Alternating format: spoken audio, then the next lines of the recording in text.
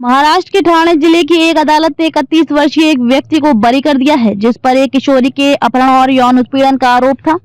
सुनवाई के दौरान लड़के ने दलील दी कि उसने लड़की से शादी कर ली है और उसे उसके खिलाफ कोई शिकायत नहीं है। इसके बाद जज ने लड़के के बरी करने के आदेश दे दिए। महाराष्ट्र के ठाणे जिले की एक अदालत ने 31 वर्षीय एक व्यक्ति को बरी कर दिया है, जिस पर एक किशोरी के अपहरण और यौन उत्पीड़न का आरोप था। सुनवाई के दौरान लड़के ने दलील दी कि उसने लड़की से शादी कर ली है और उसे उसके खिलाफ कोई शिकायत नहीं है। और जब लड़की से पूछा गया कि उसे कुछ कहना है तो उसने कहा कि वह अब लड़के के साथ खुशी खुशी शादी कर चुकी है और उसकी कोई शिकायत नहीं है। विशेष न्यायाधीश ने दिया लड़कों को बरी करने का आदेश। समाचार एजेंसी पीटीआई की एक रिपोर्ट में कहा गया है कि विशेष न्यायाधीश डीएस देशमुख ने कहा कि अभियोजन पक्ष आरोपियों के खिलाफ आरोप साबित करने में विफल रहा है। 1 जनवरी के अपने आदेश की एक प्रति शनिवार को उपलब्ध कराई गई थी, जिसके बाद जज ने अपना फैसला सुनाया।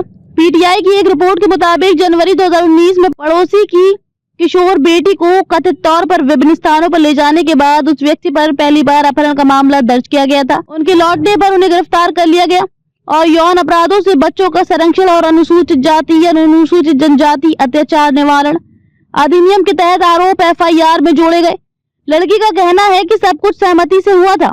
सुनवाई के दौरान लड़की ने अदालत को बताया कि लड़के ने कभी भी उस पर बल प्रयोग नहीं किया और उनके बीच जो कुछ भी हुआ वो सहमति से हुआ था। रिपोर्ट में कहा गया है कि उसने ये भी दावा किया कि वे उस समय 18 वर्ष की थी। लड़की ने अदालत को बताया कि उसने आरोपी से शादी कर ली है और उनका एक बेटा है। उन्होंने कहा कि वे शांति से रह रहे हैं।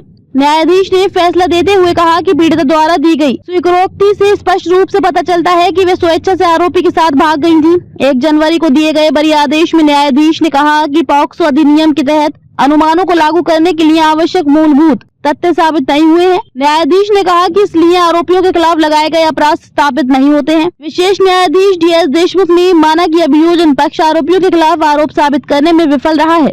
आदेश की प्रति कथित तौर पर शनिवार को उपलब्ध कराई गई।